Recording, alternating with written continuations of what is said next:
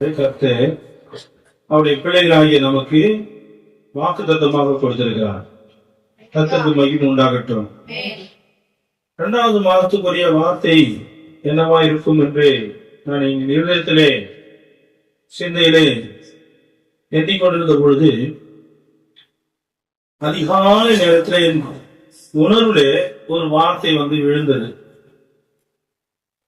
சிந்தை உணர்வுலே அந்த வார்த்தை தான் தத்தளிப்பை, கருத்தில் இருக்கிற தத்தளிப்பை நீக்கி போடுவதான அந்த வார்த்தை. இந்த வசனம் எனக்கு தெரியல, எங்க இருந்து எனக்கு தெரியாது.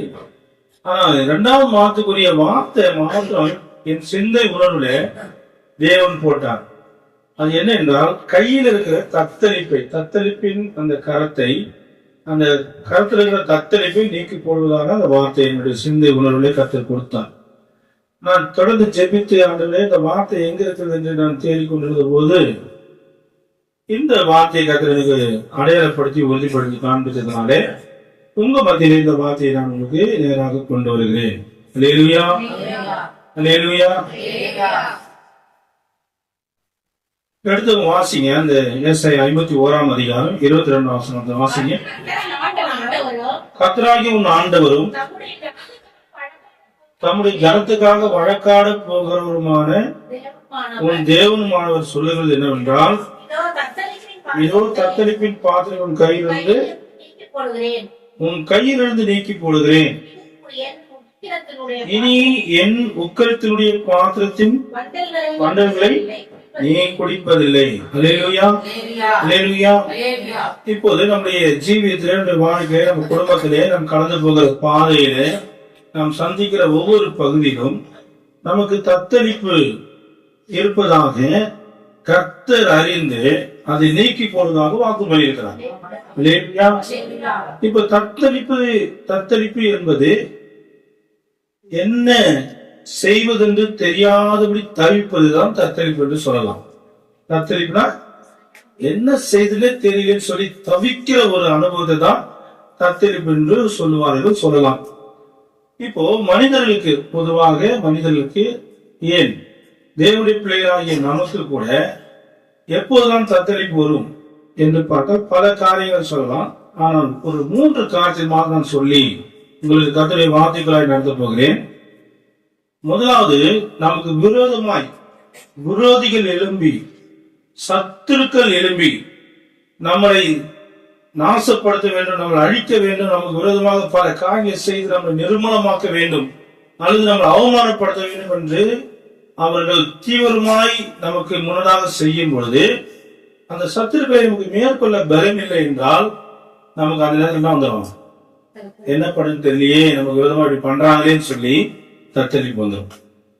2வது, நம்முடைய ஆதாரமே, நம்முடைய வாழ்க்கைக்குரிய ஆதாரமே நிலை குலைந்து விட்டா, ஆதாரமே இல்லை என்ற நிலைமை வந்துட்டா அந்த நேரம் நமக்கு வந்துடும், இனி நம்ம எப்படி வாழ போறேன், நம்பி இந்த ஆதாரமே போயிட்டே, இதுக்கப்புறம் நான் என்ன பண்ண முடியும்னு சொல்லி ஒரு தவிப்பு வரும் பார்த்தீங்களா, அதுதான் தத்தளிப்பு. 3வது, வியாதி வந்து விட்டால், சரீரத்துல வியாதி வந்து விட்டால், ஐயோ இப்படி இருக்குதே, என்ன பண்ணுன்னு தெரியலையே, என்ன பண்ணுமோ, என்ன ஆகுமோ, இப்படி ஆயிடுமோ அப்படி ஆயிடுமோ சொல்லி ஒரு பதட்டமோ, ஒரு பயமோ, ஒரு நடுக்கமோ நமக்கு ஏற்படுது பார்த்தீங்கன்னா, அப்போ நமக்கு காணப்படுகிற தன்மை தான் அதுங்க தத்தளிப்பு.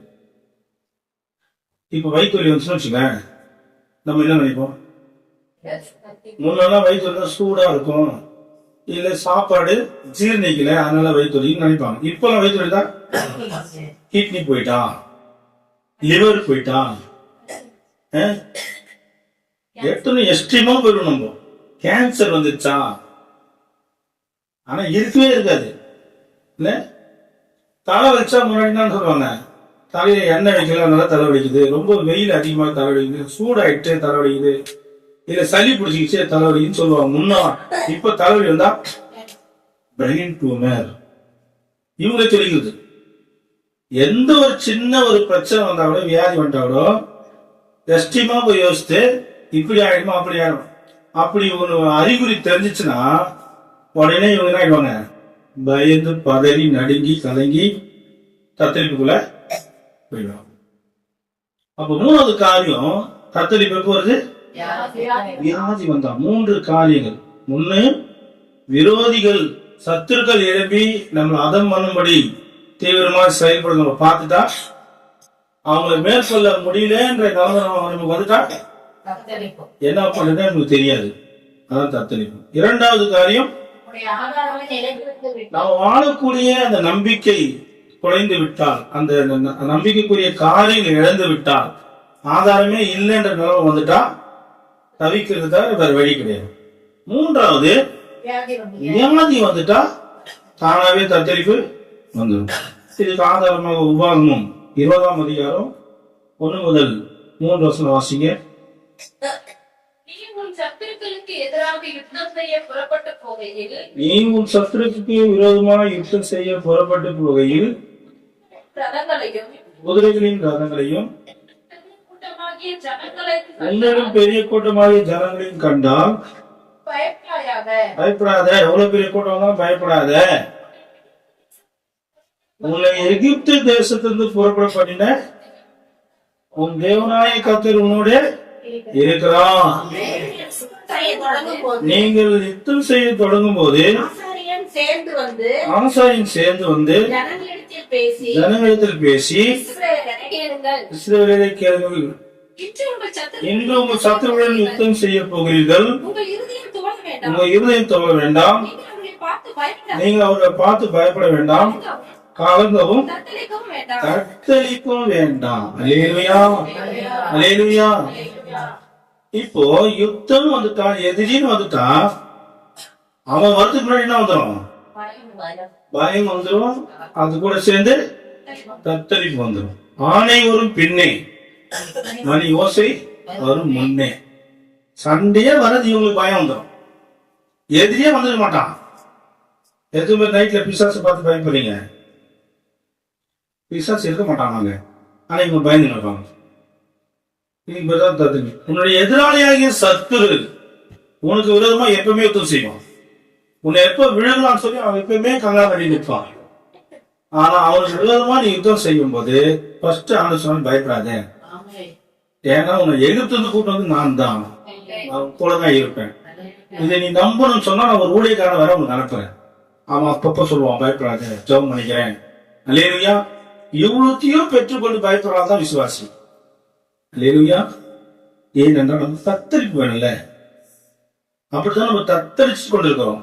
தேவ பிள்ளையே, மாலையே எழும்பி வந்ததுன்னா கூட அது ஒண்ணும் பண்ணாது. அல்லேலூயா. ஒண்ணும் பண்ண முடியாது. தத்தளிப்பின் அந்த கரத்தில் இருக்கிற பாத்திரத்தை கத்த நீக்கி போடுகிறார்.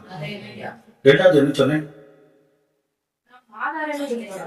தன்னுடைய ஆதாரமே இல்லை என்ற நிலைமை வந்தால், நிலை குலைந்து விட்டால், நம்பிக்கை அற்று போனால் தத்தளிப்பு தானவே வந்துடும். 1 சாமுவேல் 4ஆம் அதிகாரம் 13 வசனம் வாசிங்க. 1 சாமுவேல் 4ஆம் அதிகாரம் 13 வசனம். அவன் வந்தபோது ஏலி ஒரு ஆசனத்தின் மேல் உட்கார்ந்து வழியை பார்த்து கொண்டிருந்தான். தேவனுடைய பெட்டிக்காக அவன் இறுதி தத்தளித்துக் கொண்டிருந்தது. லேலியா, ஏலிக்கு இறுதி எப்படி இருக்குது? ஏன் இறுதி தத்தளிக்குது? அவன் வந்து ஒரு காற்றை எதிர்பார்க்கிறான். என்ன காரியத்தை? தேவனுடைய பெட்டி பெரிஸ்தர் என்ன பண்ணிட்டாங்க? பிடிச்சிட்டாங்க. இப்ப தேவனுடைய பெட்டி வரல. தேவனுடைய பெட்டி வரலன்ற ஒரே காரணத்துக்காக தேவனுடைய பெட்டிக்காக பார்த்து பார்த்து என்ன பண்றாங்க? தவிச்சிட்டு இருக்கான். ஏலியுடைய ஒரே ஆதாரம் இது தேவனுடைய பெட்டி தான். தேவனுடைய பெட்டி அங்க அவருக்கு ஊழியமே கிடையாது. அவன் ஆசாரியன். தேவனுடைய பெட்டி இல்லாம அங்க ஊழி சேர்த்துக்காங்க, வேலையே கிடையாது. இவனுடைய ஆதாரம் பாடிட்டு போயிடுச்சு. அது போய் ஜெயத்தோடு திரும்பி வரும் பார்த்தா அது சிறைப்பட்டு போச்சு. காத்துட்டு தேவனுடைய பெட்டி இல்லையே, இதுக்கப்புறம் நமக்கு இங்க வேலையே இல்லையே, வாழ்வாதாரமே போயிட்டு சொல்லி தத்தளித்துக் கொண்டிருக்கிறோம். வாழ்க்கையா இருந்தாலும் சரி, குடும்பமா இருந்தாலும் சரி, நம்ம வாழ்த்துக்குரிய அந்த ஆதாரம் அற்று போனால், அது இல்லை என்ற நிலைமை வந்துட்டு தானாவே தத்தளிப்பு வந்துவிடும்.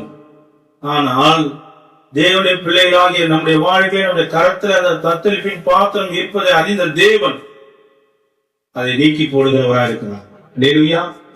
மூன்றாவது என்ன வந்தால் வியாதி வந்து வேதத்துல வியாதிக்கு சிறப்பான ஒரு ஆள் யாரு? யோபு. யோபு 3ஆம் அதிகாரம் 26ஆம் வசனம் படிங்க. எனக்கு சுகமும் இல்லை, எனக்கு சுகமும் இல்லை, இளைப்பாறுதலும் இல்லை, இளைப்பாறுதலும் இல்லை, அமைதலும் இல்லை, அமைதலும் இல்லை, தத்தளிப்பு நேரிட்டது. எனக்கு தத்தளிப்பே நேரிட்டது. அல்லேலூயா. அல்லேலூயா.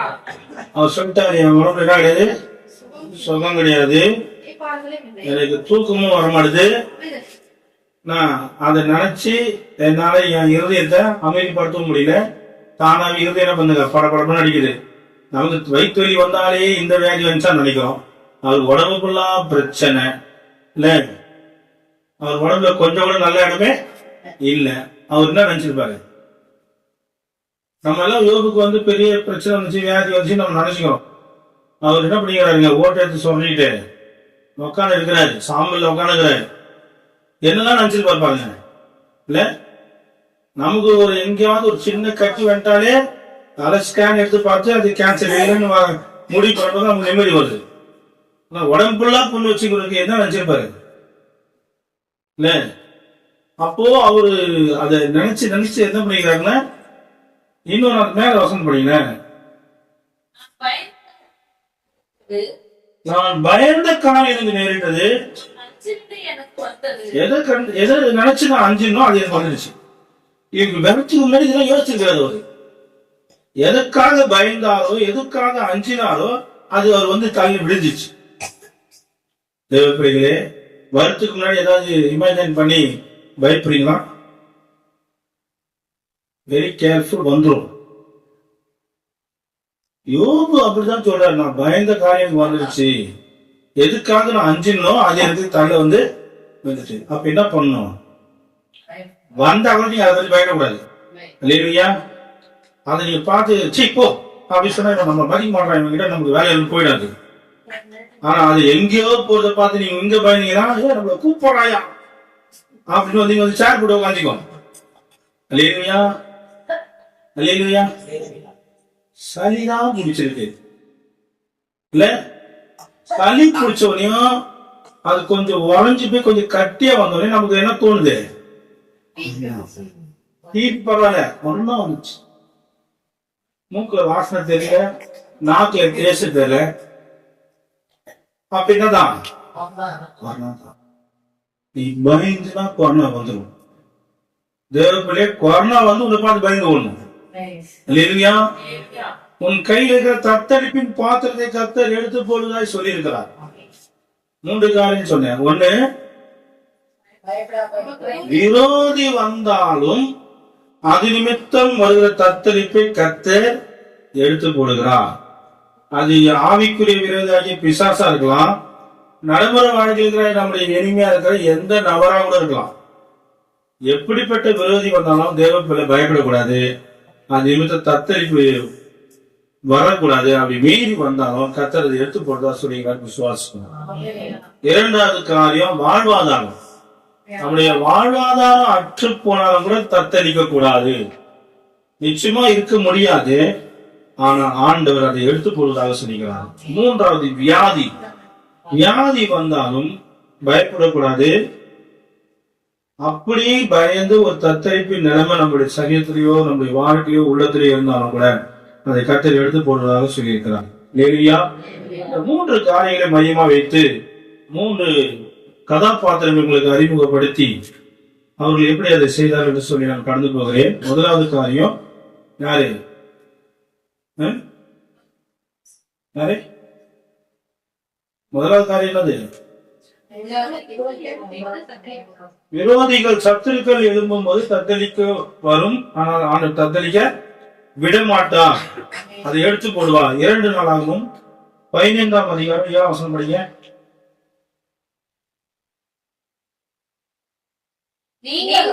நீங்களோ உங்கள் கைகளை நெகிழ விடாமல் திடன் கொள்ளுங்கள், உங்கள் கிரியைகளுக்கு பலன் உண்டு என்றான். அல்லேலூயா. இதை யார் சொன்னா தேவனுடைய மனுஷனாகிய ஓதேத்தின் குமாரனாகிய அசரியா என்ற ஒரு தீர்க்கதரிசி சொல்றார். ஏன் சொல்றேன்னா தேவனுடைய ஆவியான மேல இறங்கினதாக அங்க சொல்லப்படுது 1ஆம் வசனத்துல. எப்போ எந்த சூழ்நிலை சொல்றாரு அப்படின்னு பாத்தீங்கன்னா 14ஆம் அதிகாரம் 9ஆம் வசனத்தை வாசிங்க. அவர்களுக்கு விரோதமாக எத்தியோப்பிய நாட்டிய சேரா 10 லட்சம் பேர்கள் சேர்ந்த இந்த இடத்துல எத்தியோப்பியனாகிய சேரா 10 லட்சம் பேர் கொண்ட ஒரு பெரிய இராணுவமாக ஆசா அப்படின்ற ஒரு ராஜாவுக்கு விரோதமா என்ன பண்றான், யுத்தத்துக்கு வரான். ஆசா ராஜா தேவனுடைய மனுஷன், யூதாவுடைய ராஜா. இந்த ராஜாவுக்கு விரோதமாக எத்தியோப்பியனாகிய சேரா எத்தனை பேர் வரான், 10 லட்சம் பேர் வரான். இப்படி ஒரு பெரிய யுத்தம் கலக்கத்துக்காக வரும்போது இந்த ஆசா ராஜா ஒரு சிறு கூட்டம் பயப்படணும், பயப்படணும், பயந்துதான் ஆகணும்.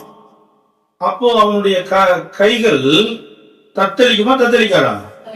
நிச்சயமா தத்தளிக்காது. அப்படி இருக்கிற பட்சத்தில் படிங்க.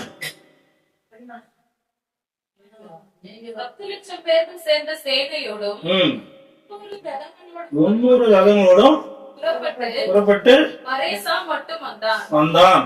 அப்பொழுது ஆசா அவனுக்கு எதிராக புறப்பட்டான். மரேசாவுக்கு அடுத்த செப்பத்தா என்னும் பள்ளத்தாக்கில் யுத்தத்திற்கு அணிவகுத்து நின்றார்கள். 2 பேருக்கும் நிக்கிறாங்க. ஆசா தன் தேவனாகிய கர்த்தரை நோக்கி கூப்பிட்டு, கர்த்தாவே பலமுள்ளவனாகிலும் பலனற்றவனுக்காகிலும் உதவி செய்தவனுக்கு லேசான காரியம் எங்கள் தேவனாகிய கர்த்தாவே எங்களுக்கு துணை நில்லும். சார்ந்து உம்முடைய நாமத்திலே ஏராளமான இந்த கூட்டத்துக்கு எதிராக வந்தோம். கர்த்தாவே நீர் எங்கள் தேவன், அல்லேலூயா, மனுஷர் உம்மை மேற்கொள்ள விடாதையும் என்றான். பாண்டு படிங்க. அப்போது கர்த்தர் அந்த எத்தியோப்பியரை ஆசாவுக்கும் யூதாவுக்கும் முன்பாக முறிய அடித்ததினால், ஒரு அடியா சொல்லுவோமா, அல்லேலூயா, வந்தது சிறு கூட்டம்.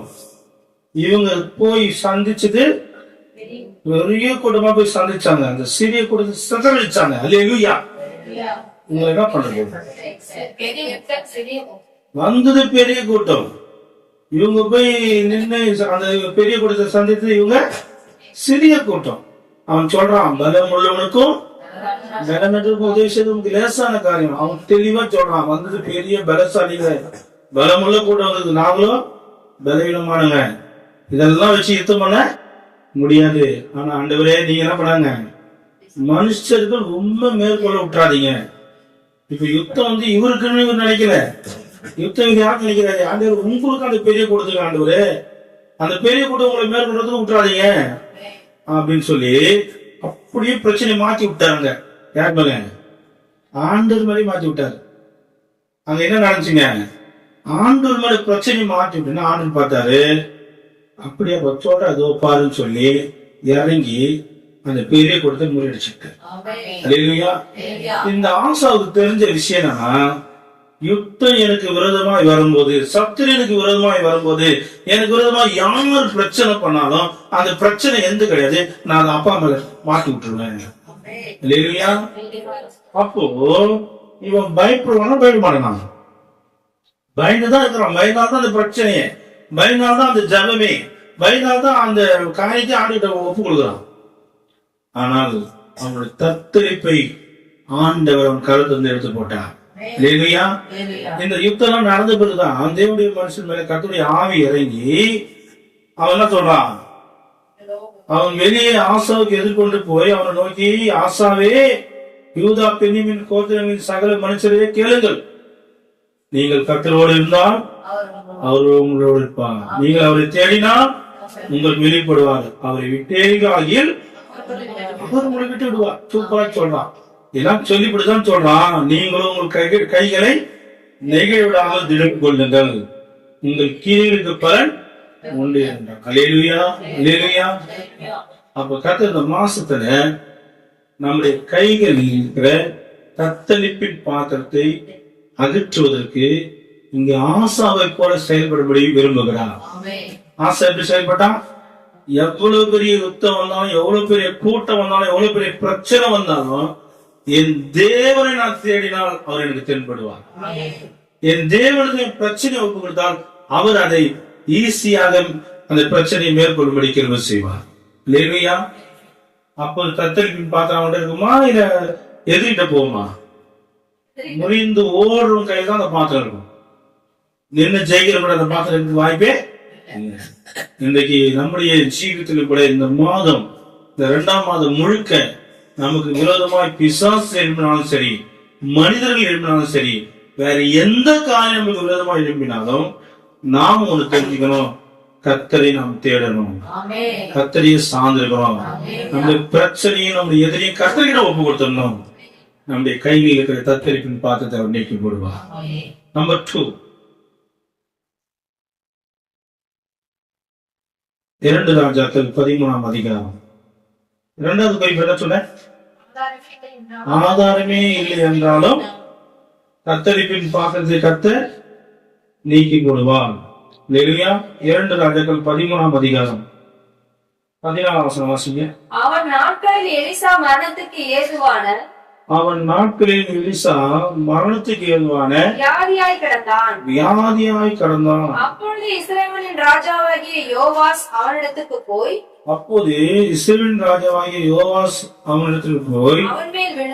அவன் மேல் விழுந்து அழுது என்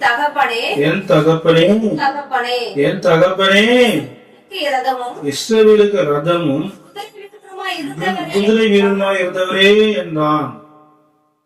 அவனை பார்த்து, இந்த இடத்துல இந்த யோவாஸ் எலிசா மரணத்துக்கு ஏதுவான வியாதியில் இருக்கிறார் என்று தெரிஞ்சு போய் என்ன செஞ்சிடணும்? இவர் ராஜா அரண்மனை வைத்தியரை கூட்டு போய் இருக்கிற எல்லா ஸ்பெஷாலிட்டியும் கொண்டு போய் வச்சு அந்த ஊழியக்காரனுக்கு என்ன பண்ணும்? வைத்தியம் பார்த்து காப்பாத்துக்கதான் வழி செஞ்சிடணும். ஆனா இவர் என்ன பண்றாரு? போயிட்டு புகழ்றாரா, அழுகுறாரா, என்ன பண்றாரு? அவன் மேல போய் விழுறாரு. ஏற்கனவே வியாதியாகிறாரு, இவர் போய் விழுந்தா என்ன வருவாரு? இவருக்கு அவர் வியாதி பத்தி பிரச்சனை இல்லை. அவர் போயிட்டாரு, நான் எப்படி அவசாட்சி பண்றது? ஏன்னா அந்த எதிரி நாட்டில் நடக்கிற எல்லா காரியத்தையும் அங்க பள்ளியில நடக்கிறது இவன் தான் எனக்கு சொல்லுவான். இவன் சொன்னாதான் நான் தப்பிக்க முடியும்.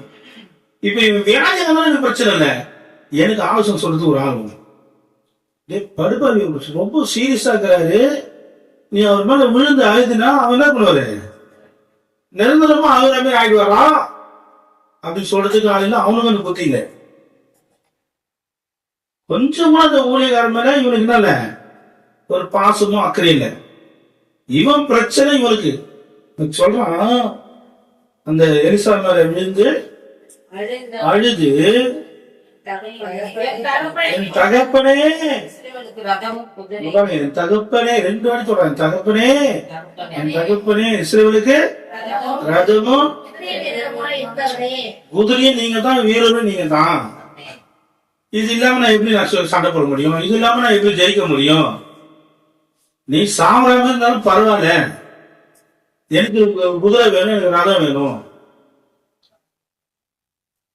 இப்ப இவனுடைய மனநிலைமை என்ன? என் ஆதாரம், என் ராஜ்யத்தினுடைய, என் மேன்மையினுடைய, வெற்றியினுடைய, என்னுடைய நன்மையினுடைய வாழ்வாதாரமே நீதாயா? நீ மரணப்படுகிறீ, நான் என்ன பண்றது? இப்ப யாரு இருந்து தத்தளிக்குது? இருந்து தத்தளிக்குது. எதுக்காக? எலிசா சாம போராண்டதுக்காக இல்ல, ஏன் வாழ்வாதாரம் போதே, இதுக்கப்புறம் இது மாதிரி ஒரு ஊழியக்காரன் எப்ப எழும்புறது, எப்போ நான் இந்த தீர்தரிசியை பார்க்கறது, எப்போ நான் சிறப்பா ஆட்சி செய்யணும்னு சொல்லி ஒரு தத்தளிப்பின் பாத்திரம் அவன் கையில் இருக்கிறத நம்ம பார்க்கணும். 2 ராஜாக்கள் 13ஆம் அதிகாரம் 19ஆம் வசனம் வாசிங்க. அப்போது தேவனுடைய மனுஷன் அவன் மேல் கோபமாகி, இப்போ எலிசா கோபம் வந்துச்சு. நான் இதை படிக்கும்போது எனக்கு ஒரு சிரிப்பு வந்துச்சு. என்னன்னா ஊழியனாலே அன்பு தான், இரக்கம் தான், தயவு தான், பரிவு தான், பாசம் தான். அப்படிதான் நம்ம நினைச்சிருக்கிறோம், அப்படி எதிர்பார்க்கிறோம். நான் படிச்ச வரைக்கும் வேத்திருக்கிற பரிசுத்தவாங்க நல்ல மின்னுகிற பரிசுத்தவங்களாம் அப்படி இது ஊழியர் செஞ்ச மாதிரி தெரியல. இவர் பாருங்க சாவர நிலைமை இருக்கிறாரு. இந்த எலிசா என்ன பண்றாரு? கோபம் வந்து செய்யப்படுது. சாவர நிலைமையில கோபம் வந்து என்ன பண்ண முடியும்? நானே பரவாயில்ல நினைக்கிறேன். இல்லையா? இதெல்லாம் படிக்கும் போது என்ன ஆண்டு பயங்கரமா கோவப்படுறான்னு சொல்றாரு மாதிரி இது இருக்கு. ஆனா நீங்க ஒத்துக்க மாட்டீங்க. சும்மா சாதாரண பேசுனா என்ன போறீங்க கேக்குறாங்க. நான் சாதாரணமா தான் பேசுறேன். எப்படியோ என்ன நடத்துற ஆவியான இப்படியே போக்கஸ் பண்ணி நடத்திக்கிறேன். நான் என்ன பண்றது? உங்களை நீங்க மாட்டிக்கிறீங்களா இல்ல என்ன நான் மாட்டிக்கிறோம் எனக்கே தெரியல. சுத்தமா என்ன சொல்றீங்க? எப்படியோ நல்லபடியா நடந்தா சரிதான்றாங்க. கர்த்தர் இந்த இடத்துல மரண தருவாயில் இருக்கிற இந்த ஊழியக்காரன் இவன் வந்து தகப்பனே சொல்லி அருணை பார்த்து என்ன பண்றான்? கோபப்படுறான். இவன் கோபத்தினுடைய காரியம் என்னன்னா, தான் மரண படுக்கையில் இருந்தாலும் பரவாயில்ல, நீ எதுக்காக அழுகிறியோ அந்த தத்தளிப்பின் நிலைமைய, அந்த தத்தளிப்பின் பாத்திரத்தை நீக்கி போடுகிற தேவன் என் கூட இருக்கிறார், நான் அதை செயல்படுத்தும் சொல்லி அந்த 15 இருந்து பாத்தீங்கன்னா, எலிசா அவனை பார்த்து வெள்ளையும் அம்புகளையும் பிடியும் என்றான். அப்படியே வெள்ளையும் அம்புகளையும் பிடித்து கொண்டான். அப்போது அவன் இஸ்ரவேலின் ராஜாவை நோக்கி, உன்னுடைய கையை விரின் மேல் வையும் என்றான். அவன் தன் கையை வைத்த போது எலிசா தன் கைகளை ராஜாவுடைய கையின் மேல் வைத்து கிழக்கே இருக்கிற ஜன்னலில் திறவும் என்றான். அவன் அதை திறந்த போது எலிசா எய்யும் என்றான். இவன் எய்த போது அவன் அது கர்த்தருடைய ரட்சிப்பின் அம்பும் சீரியரில் நின்று உடையாக்கு ரட்சிப்பின் அம்புமானது. நீர் ஆப்பைக்கிலே சீரியரை பின்னீர முயற்சிப்பீர் என்றான். இல்லையா? இப்ப இவனுடைய மரணம் தருவாய் எதை பத்தி இவன் கவலைப்படல. எதற்காக ஒருத்தர் அங்கலாய்த்து அழுகுறானோ, எதற்காக அங்க நின்று தத்தளிக்கிறானோ அதுக்கான சொல்யூஷனை கரெக்டா செய்யலாம். மரணம் தருவாய் என்ன சொல்லுவான்? பிரதர் எனக்கு உடம்பு முடியல, நாங்க அப்ப நல்லா இருக்கிற ஜோம் மட்டும் சொல்லியிருப்பான். ஆனா இந்த எலிசா அதன் மத்தியிலும் அவனை அப்படியே அம்பெல்லாம் பிடிக்க சொல்லி, அதை வில்லெல்லாம் பிடிக்க சொல்லி, கதவை திறக்க சொல்லி, இவன் கையெத்து மேல வச்சு இழுத்து அடிக்க சொல்றான். நானும் எங்க வீட்டுல ஒரு கலட்டா பெட்டியா அதை வச்சு குறிப்பா நாய் அடிக்கிறேன், ஒரு கல் கூட நாய் மேல போய் பட மாட்டேது. எப்படியாவது குறிப்பா அடிக்க கத்துப்பேன்.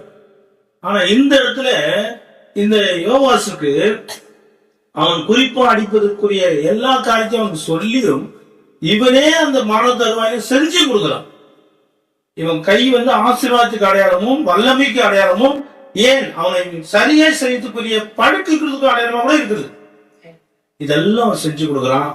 அதன்படியே கர்த்தருடைய தீர்க்கதரிசி செஞ்சு சொல்றான். இதே மாதிரி நீ என்ன பண்ணுவேன்? தீர முறியடிப்பேன் சொல்றான்.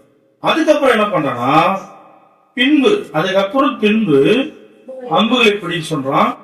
அவை அவன் பிடித்தான். அப்போது அவன் இஸ்ரவேல் ராஜாவை நோக்கி தரையிலே அடியும் என்றான். அவன் 3 தரம் அடித்து நின்றான். இப்போ இவன் கரெக்டா செஞ்சானா தப்பா செஞ்சானா? என்ன தப்பா செஞ்சான்? அவன் கொடிக்க சொன்னா, தரையில அடிக்க சொன்னான். அவன் என்ன பண்ணான்? 3 தடவை. என்ன பெரிய அங்க தப்பு நடந்துச்சு? 3 தடவை அடிச்சுட்டு தப்பா? அவன் அடிக்கதான் சொன்னான். அடிச்சுன்னா அடிச்சிருக்கணும். 3 தடவை அடிச்சு தப்பா? 3 தடவை சொல்ல. அப்ப 3 தடவை ஏன் அடிச்சான்? அதனால தப்பா? அடுத்த வருஷம் படிங்க. அப்போ தேவனுடைய மனுஷன் அவன் கோபமாகி 5-6 விஷயம் அடிக்கிறானால் அப்போது சீனியர் தீர முன்னெடுப்பி, இப்போதோ சீனியர் 3 விஷயம் மாத்திரம் நீ முறியடிப்பீர்னா. இப்ப இவன் என்ன தப்பானா? இந்த யோவாசன் தப்பானா? இவன் எத்தனை முறைன்னு சொல்லல, அவன் 3 முறையாவது அடிச்சான். எப்பவுமே நான் 3 வாட்டி தான் வாணி பண்ணுவோம். 1 2 3. அதுக்கப்புறம் பொறுத்து மாட்டோம். எம்ஜிஆர் பெட்டா அடிச்சு இல்ல. இவன் 3 முறை சொல்லல, ஆனா அவன் 3 முறை அடிச்சான். இதுக்கு இவர் கோவப்படுறாரு. யாரு? மரண தருவாய் ஊழியர். அப்ப சொல்றாரு, விளக்கம் சொல்றாரு, நீ 5 தடவை அடிச்சிருந்தீங்கன்னா நீ தீர என்ன பண்ணலாம்? தீர முறியடிச்சிடலாம். நீ 3 தடவை அடிச்சதுனால 3 முறை தான் நீ ஜெயிப்ப, அதுக்கப்புறம் தோத்து போடுவேன்னு சொல்லி சொல்றாரு. இந்த யோவாஸ் செஞ்ச தப்பு இல்லைன்னா அவரை கேட்டு எத்தனை தடவை அடிக்கணும்? கேட்டு இருக்கணும். அடிக்க சொன்னீங்க, எத்தனை தடவை அடிக்கணும்? அப்பா என்ன சொல்றாரு, நான் எத்தனை தடவை சொன்னேன், அடிக்கணும், ஒழுங்கா அடிக்கணும், நீங்க தேவையில்லாம எண்ணிக்கலாம் கேட்கறேன்னு கேட்டுருப்பாரு. எனக்கு கொண்டாக்க மாட்டேன், என்னமே பேசுறாரு இல்ல. இப்போ அவன் சரி சொன்னாருன்னு ஒரு 3 தடவை அடிச்சிட்ட பிறகு இவர் கோவப்படுற, டென்ஷன் ஆயிட்டு, நீனா 3 தடவை அடிச்ச, ஒரு 5 தடவை அடிச்சிருந்தீங்கன்னா இது ஒரு பெரிய தப்பா? இது கோவப்படலாமா? இது மன்னிச்சு கூட விட்டுக்கலாம். இதுக்கு பனிஷ்மெண்ட் கொடுக்க, உடனே பனிஷ்மெண்ட் கொடுக்குறாரு. நீங்க சொன்ன டைம்ல சாட்சி சொல்ல, அங்க சாட்சி எடுப்போ இல்ல. நாங்களும் யோசிக்கிறோம்னா இவ்வளவு கடுமையா நடந்துக்கிறோம் அப்படின்னு. என்னை விட மோசமா நடந்துக்கிறாரு எலிசா, நான் இவ்வளவு பரவாயில்ல. நீ ஏன் 3 தடவை அடிச்ச? 5 தடவை அடிக்க வந்தனே. ஒருவேளை 3 தடவை அடிக்காம 5 தடவை வச்சிருந்தா, நீ 5 தடவை வச்சிருந்த, நீ ஒரு 3 தடவை அடிச்சிருக்கலாம்ல, பாவம் என் பொண்ணு கேட்டு பாருங்க. இப்படின்னு கேட்கிறாரு, அப்படின்னு கேட்கிறாரு. அல்லேலூயா. தாசன் பார்த்த மாதிரி தான் கர்த்தர் நல்லவன். இப்ப என்னதான் சொல்ல வர்றாரு இந்த எலிசா? என்ன சொல்ல வர சொல்லுங்க, என்ன சொல்ல வர்றாரு? வந்தா தீர முறைக்கிறவங்க ஒழுங்கா சொல்லணும். என்ன சொல்ல வர்றாரு? கிடையாது. தண்ணி செய்த ஒரு 3 தடவை அடிச்சுக்கிறாரு, அப்பயே ஒத்துக்க மாட்டாரு ஒரு. என்ன சொன்னீங்க? அதான் பாயிண்ட். இவரு 5 முறை நினைச்சா அவன் 5 முறை அடிச்சுக்கணும். இவன் 10 முறை நினைச்சா 10 முறை அடிச்சுக்கணும். இவன் 1 முறை நினைச்சா 1 முறை தான் அடிச்சுக்கணும். அவன் 2 முறை நினைச்சா 2 முறை தான் அடிக்கணும். அந்த புத்தி உள்ளவங்க என்ன விட்டுட்டு போனாங்கன்னு கேட்டா கரெக்டா சொல்லணும். இந்த ஊழியக்காரன் நினைக்கிறத கடைசிக்கு நீங்க சொல்லல. இப்ப உங்களை தீர முறியடிக்கலாமா? என்ன பண்ணலாம்? ஊழியக்காரன் என்ன நினைக்கிறானோ அதை விசுவாசி நினைக்கணும். இல்லைன்னா உங்களுக்கு உரதான் விடும். அல்லேலூயா. என்ன இப்படி பாக்குறீங்க? நான் சொல்றேன் தப்பா? இங்க அதான் இருக்கு. இதுல மாற்று சத்தியம் கிடையாது. நான் நேத்து ஊழியக்காரன் விழிப்பா இருக்கும், நீ தூக்கூடாது. அல்லேலூயா. இவன் நினைக்கிறான் 5 தடவை அடிச்சா அவனுக்கு சீரியல தீர முடியடிச்சிடலாம். அவன் அடிக்கிறான் பாங்க, நீ அடின்னு சொல்லி மொட்டையா சொல்றான். அவன் 5 தடவை அடிச்சிருந்தா எலிசா சந்தோஷப்பட்டிருப்பான். ஏன் தெரியுமா? எண்ணிக்கை முக்கியம் இல்ல, இவன் நினைச்சிட்டு அவன் நடக்கதான் முக்கியம். ஆனா நம்ம நினைக்கிற மாதிரி இவங்க நினைக்கவே மாட்டாங்க. ஆனா இவனுடைய கணக்கே முட்டிக்கு நிற்பாங்க. நீங்க இப்படி சொல்றீங்க, நீங்க அப்படி சொல்றீங்க, நீங்க எப்படி சொன்னாலும் கோவப்படுறீங்க. கோவம் போடுவோம். ஏன்னா நம்மள மாதிரி நினைக்காத வரைக்கும் கோபத்தை தவிர உங்ககிட்ட அன்பு கிடையாது. அல்லேலூயா. அல்லேலூயா. பாம்பின் கால் பாம்பு அறியுமா அறியாதா? அறியுமா அறியாதா? நீ அறிவுனா பாம்பு இல்லைன்னு அர்த்தம். சரியா ஃபாலோ பண்ணலன்னு அர்த்தம். நீ ஏதோ ராங் ரூட்ல போறன்னு அர்த்தம். எத்தனை பிரசங்கத்தை நீங்க சொல்ல மாட்டேன்னு சொல்லி 200 நோட்டு எடுத்து காட்டி உங்களுக்கு நான் சவால் கொடுத்தேன். ஏன்னா நீங்க என் கூட வரலன்னு தெளிவா தெரியும். விசுவாசிக்கலாம் இதுக்கப்புறம் வந்துடும் சொல்லி வந்துட்டீங்களா? செத்தான் கோபப்படுத்தான் சாவும். அல்லேலூயா. வராத வரைக்கும் இல்ல. தேவனுடைய ஆசீர்வாதம் தேவனுடைய பிரதிநிதி மூலம் தான். தனியா செப்பரேட் எல்லாம் வழி கிடையாது. ஆனா அந்த இருதயத்துக்கு ஏற்ற ஒரு அணுகுமுறையில தேவ பிள்ளைங்க வரணும். கர்த்தர் நல்லவர். இந்த மாதம் தத்தளிப்பின் பாத்திரத்தை உன் கையில இருந்து கர்த்தர் நீக்கி போடணும்னு சொன்னா என்ன பண்ணுங்க? வாழ்வாதாரமே போனாலும் கூட அதை நீக்கி போடுகிற, அந்த தத்தளிப்பை நீக்கி போடுகிற தேவன் நம்ம கூட இருக்கிறான்னு விசுவாசிக்கணும். இந்த வாழ்வாதாரம் யார் தான்? ஊழியக்காரன் தான். அல்லேலூயா. ஆதாரம் நீதான் ஐயா, எந்துரையே ஆதாரம் நீதான் ஐயா. ஏன்? அவன் தான் திறப்புல நிற்பான், அவன் தான் உனக்கு கண்ணீர் ஒழிப்பான், அவன் தான் உன்னுடைய உத்தரவாதி, அவன் தான் உன்னுடைய மதில். அவனை மீறி உன்னை தொட முடியாது. உன்னுடைய முழு பொறுப்பு அவன் தான். அல்லேலூயா. அந்த ஆதாரமே போதுன்னு சொன்னா கூட தேவன் ஒன்று போக மாட்டான். நீ அதுக்கு சரியான நபரா இருக்கும். இந்த மாசம் கர்த்தர் சொல்றாரு, உன்னுடைய தத்தளிப்பின் பாத்திரத்தை ஏன் நீ நம்பி இருக்கிற எப்படிப்பட்ட வாழ்வாதாரம் உன்னை விட்டு போனாலும் கூட பயப்படாதே. நான் உன் தத்தளிப்பின் பார்த்ததை நீக்கி போடுவேன். ஹல்லேலூயா. நம்பர் 3, என்னது? வியாதி வந்தால் கூட தத்தளிக்க விடமாட்டான். எசேக்கியா ராஜா, 2 ராஜாக்கள் 20ஆம் அதிகாரம் படிங்க. 20 வியாதிப்பட்டு ஒன்னாம் வசனம் இருந்து, அந்நாட்களில் எசேக்கியா வியாதிப்பட்டு மரணத்துக்கு ஏதுவா இருந்தான். ஏசாயன் தீர்க்கதரிசி அவனுக்கு வந்து அவனை நோக்கி, ஒழுங்குபடுத்தும், உன் கதை முடிய போது செத்த போயிடுன்னு சொல்லிட்டான். அல்லேலூயா. இப்போ வந்து இந்த ஊழியக்காரன் வந்து கர்த்தர் என்ன சொன்னாலும் அதை கரெக்டா சொல்லிட்டான். இதை கேட்ட இந்த எசேக்கியா என்ன பண்றாங்க? அப்போது எசேக்கியா தன் முகத்தை சுவர்புறமாக திருப்பி கொண்டு கர்த்தரை நோக்கி, கர்த்தாவே, மன உத்தமமாய் நடந்து உமது பார்வைக்கு நலமானதை செய்தேன் என்பதை நினைத்தருளும் என்று விண்ணப்பம் பண்ணினான். மிகவும் அழுதான். அப்புறம் ஏசாயா பாதை முற்றத்தை விட்டு அப்படி போகிறதற்கு முன்னே கர்த்தருடைய வார்த்தை அவனுக்கு உண்டாகி அவர் சொன்னது நீ திரும்பி போ, என் ஜனத்தின் அதிபதியாகிய எசேக்கியாவை நோக்கி, தாவீதின் தேவனாய் இருக்கிற கர்த்தர் சொல்லுகிறது என்னவென்றால் கேட்டு உன் கண்ணீரை கண்டேன், இதோ நான் உன்னை குணமாக்குவேன். 3ஆம் நாளிலே நீ கர்த்தருடைய ஆலயத்துக்கு போவாய். 15 வருஷத்தை கூட்டுவேன், உன்னையும் இந்த நகரத்தையும் தப்புவித்து என் நிமித்தம் தாவீது நிமித்தமும் இந்த நகரத்துக்கு ஆதரவாயிருப்பேன் என்று சொல் என்றார். பின்பு ஏசாயா அத்திப்பழத்தை அடைய கொண்டு வாருங்கள் என்றான். அதை அவர்கள் கொண்டு வந்து பிளவின் மேல் பற்று போட்ட போது அவன் பிழைத்தான். அல்லேலூயா. இவன் மரணத்துக்கு எதுவான வியாதியா இருந்தான்.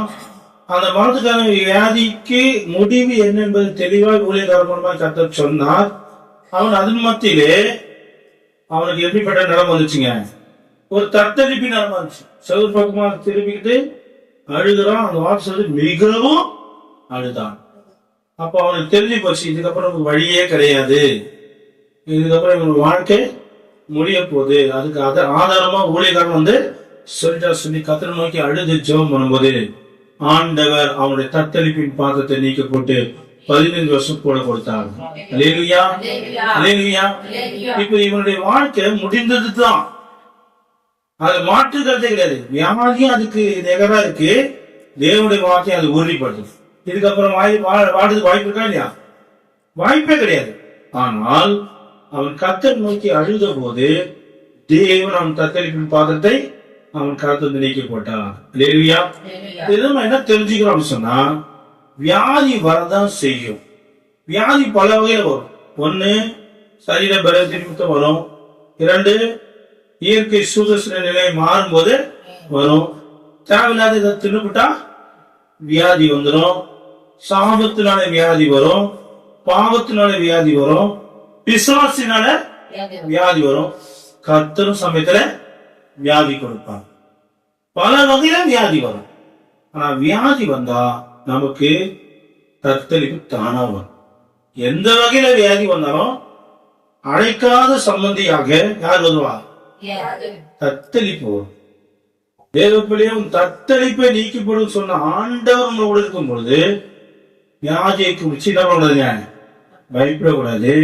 எசேக்கியாவை போல எப்படிப்பட்ட வியாதி வந்தாலும் கர்த்தரை நோக்கி பார்க்கணும். கர்த்தர் அதை அப்படியே நீக்கி போட்டு ஒரு புதிய வாழ்க்கை கொடுக்கிற தேவனா இருக்கிறான். அல்லேலூயா, அல்லேலூயா. இந்த செய்திக்கு நாடு ஒரு ஆதாரமா சகோதரி தெய்வான சிஸ்டர் ஜெபம் நடத்தும் சொன்னாங்க யோகை பற்றி.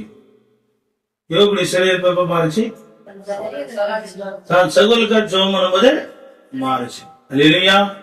யோகுக்கு தத்தளிப்பு இல்லையா? எல்லா வகையிலும் தத்தளிப்பு. குறிப்பா சரீரத்துல இருக்கிற தத்தளிப்புக்கு நிகரான தத்தளிப்பு எதுவுமே கிடையாது. அந்த தத்தளிப்பு அதிகமா அனுபவிச்சான். ஆனாலும் கூட யோபு அந்த 42ஆம் அதிகாரம் 10ஆம் வசனம், சிநேகிதனுக்காக வேண்டுதல் செய்து யோபு தன் சிநேகிதனுக்காக வேண்டுதல் செய்தபோது கர்த்தரின் சிறையிருப்பை மாற்றினான். கர்த்தர் அவன் சிறையிருப்பை மாற்றினார். அல்லேலூயா. 17ஆம் வசனம், யோபு நெடுநாள் இருந்து பூரண வயதுடன் மறுத்தான். அல்லேலூயா. இவனுடைய அந்த தத்தளிப்புடைய காரியம் அதுக்கப்புறம் வாழ்க்கை இல்லைன்ற ஒரு நிலைமை தான். ஆனால் ஆண்டவர் அவன் சிறையிருப்பை எப்படி மாற்றினாரு அப்படின்னு பாத்தீங்கன்னா, அவன் தன் சகோதரர்களுக்காக விண்ணப்பம் பண்ணினான், வேண்டுதல் செய்தான். அப்போது அவனுடைய அந்த தத்தளிப்பின் பாத்திரத்தை கர்த்தர் நீங்க செய்தார். அது ஏதோ டெம்பரரி சொல்யூஷன் கிடையாது, பர்மனன்ட் சொல்யூஷன். இல்லையா? நிரந்தரமான தீர்வு. அவனுடைய வாழ்நாள் நெடுநாளா இருந்ததாக சொல்லப்படுகிறது. பூரண முழுசா வாழ்ந்து அவன் வாழ்க்கையை முடித்தவனாக வேதம் சொல்லுகிறது. இல்லையா? அப்போ நமக்கு வியாதி வந்தா நம்ம என்ன பண்றது? ஒரு நாளும் பயப்படக்கூடாது. பயத்தை நிமித்தம் தத்தளிப்பு வரும். தத்தளிப்பு வந்தாலும் கூட நம்ம என்ன பண்ணாங்க, அதுக்கு முக்கியத்துவம் கொடுக்கவே கூடாது. காரணம், தத்தளிப்பின் பாதத்தை நீக்கி போடுன்னு சொல்லி கர்த்தர் சொல்லியிருக்கிறாங்க. அல்லேலூயா. அல்லேலூயா. ஒருவேளை இந்த மாசத்துல நமக்கு விரோதிகள் அதிகமா பெருகலாம், தெரியாது. நம்முடைய ஆதாரம் இல்லை என்ற நிலைமைக்கு தள்ளப்படலாம், தெரியாது. ஒருவேளை வியாதிகள் நம்ம அட்டெண்ட் பண்ணலாம், தெரியாது. ஒருவேளை இதெல்லாம் ஏற்கனவே கூட இருக்கலாம், அதுவும் எனக்கு தெரியாது. எதுவா இருந்தாலும் தேவ பிள்ளையே, எது நிமித்தம் நீ தத்தளித்தான், இந்த 3 காரியம் மாத்திரமல்ல, வேற எது நிமித்தம் உன்னுடைய வாழ்க்கை தத்தளிப்பு என்ற ஒரு பாத்திரம் இருந்தால், உன் கருத்துல அது இருந்தால் அதை நீக்கி போடுவதாக கர்த்தர் சொல்லியிருக்கு.